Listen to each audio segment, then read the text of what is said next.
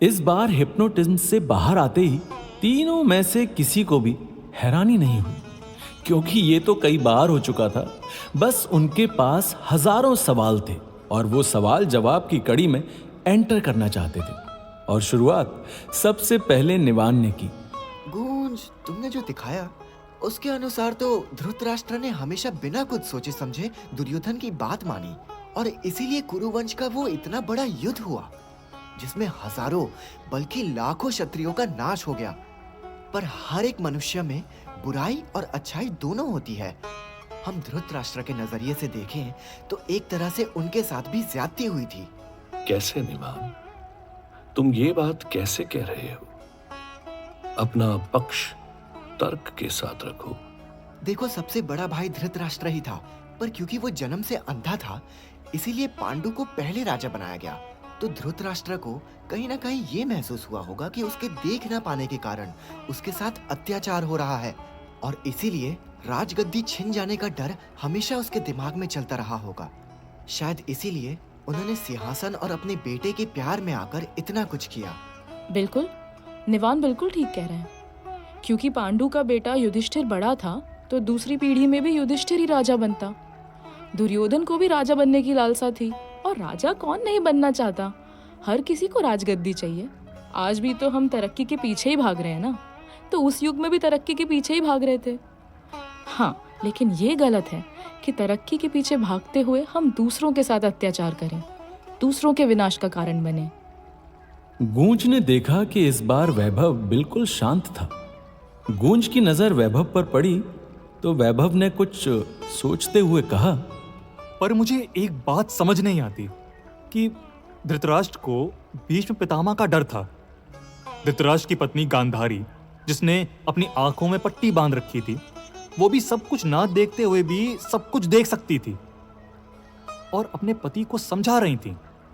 विदुर ने भी कई बार समझाया, फिर भी धृतराष्ट्र ने सिर्फ दुर्योधन की ही बात सुनी। धृतराष्ट्र ने सिर्फ दुर्योधन का हित देखने वाले शकुनी की बात सुनी। तो क्या धृतराष्ट्र की बुद्धि खुद बिल्कुल शून्य पड़ गई थी?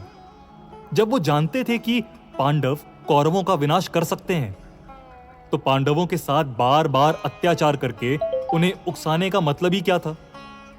धृतराष्ट्र एक तरह से अपने पुत्र के लिए ही गड्ढा खोद रहे थे, पर क्यों? ये बिल्कुल सटीक प्रश्न पूछा तुमने वैभव। हर बार जब हम मोह के नजर से इस दुनिया को देखते हैं तो हमारी दूर की दृष्टि कमजोर पड़ जाती है और हमें वही दिखाई देता है जो पास होता है। फिलहाल के लिए धृतराष्ट्र को लग रहा था कि पांडवों को वनवास में भेज देना बेहतर होगा, क्योंकि अगर वो अज्ञातवास में पकड़े जाते हैं तो वनवास की अवधि 12 साल के लिए और बढ़ जाएगी और बार बार कौरव अज्ञातवास के दौरान पांडवों को ढूंढ निकालते।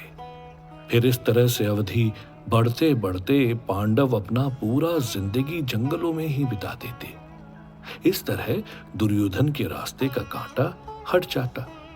हम हमेशा जब मोह के जाल से सोचते हैं तो अपने सामने वाले को कमजोर मानते हैं। हम दूसरों के बहकावे में आकर खुद को दिलासा देने के लिए अपनी आंखों के साथ साथ अपने दिमाग पर भी अंधकार की पट्टी बांध लेते हैं। धृतराष्ट्र के साथ भी यही तो हो रहा था।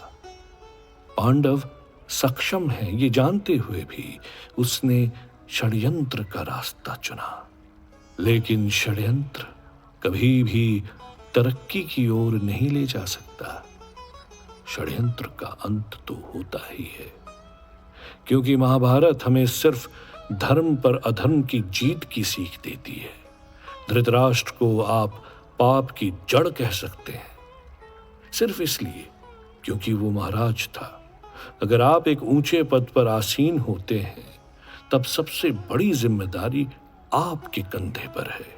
सब आपसे उम्मीद लगाए बैठते हैं कि आप सही और गलत का सही निर्णय लें, क्योंकि ऊंचे पद पर आसीन व्यक्ति अगर गलती करता है तो उसका असर हर किसी पर पड़ता है।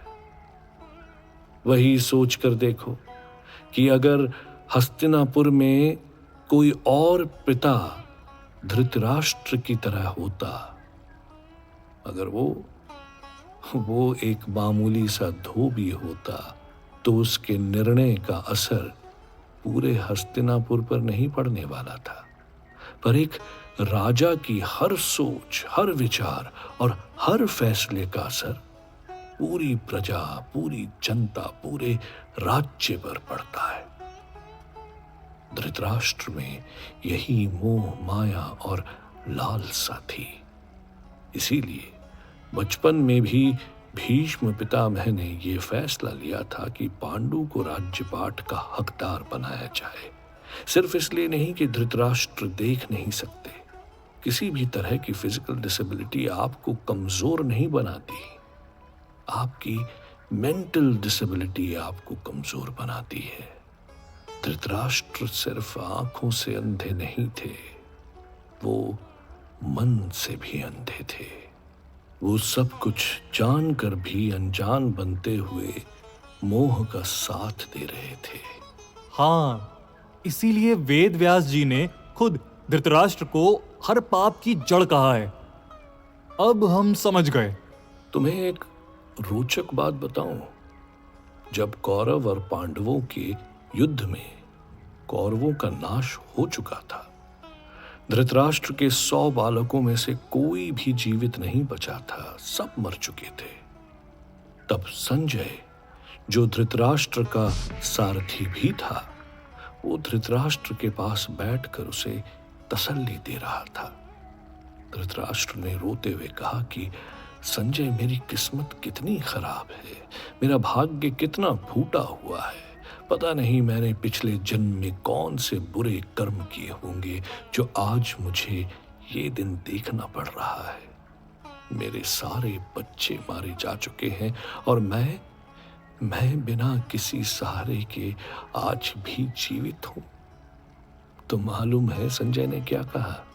क्या? संजय मुस्कुराने लगे। संजय ने मुस्कुराते हुए धृतराष्ट्र की ओर देखा और कहा, माफ कीजिए महाराज, आप राजा हैं और आपसे ऐसी बात कहना मुझे शोभा नहीं देता, लेकिन आप पिछले जन्म के पाप कर्मों की बात करते हैं। आपकी आंखों में ही नहीं, आपके दिमाग में भी पट्टी बन गई है। जरा मन की आंखें खोलकर देखिए महाराज, पिछले जन्म में नहीं, आपने इस जन्म में भी सभी कर्म सिर्फ बुरे ही किए हैं। आपने पांडवों के साथ शुरुआत से अत्याचार किया है। बचपन से ही आपको पता था कि आपका बेटा दुर्योधन पांडवों की हत्या तक की साजिश रच रहा है, लेकिन आपने कभी दुर्योधन को दंड नहीं दिया। अगर बचपन में ही दंड दे दिया होता ना, तो आज आपके बच्चे जीवित होते। आपने इस भीष्म नरसंहार को स्वयं जन्म दिया है।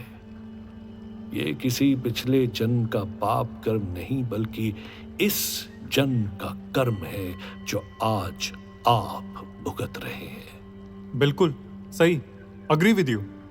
धृतराष्ट्र की कहानी के बाद अब तो दिलचस्पी महाभारत के इन पात्रों को लेकर बहुत ज्यादा बढ़ चुकी है।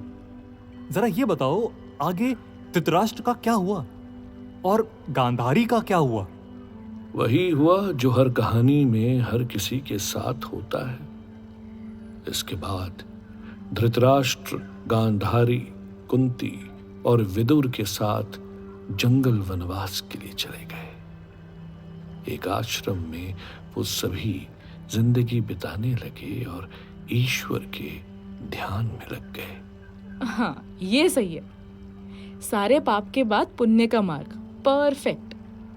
कुल मिलाकर जो अभी अभी तुमने धृतराष्ट्र के बारे में हमें बताया, उससे तो यही समझ आता है कि धृतराष्ट्र मोह में अंधे एक पापी बन चुके थे।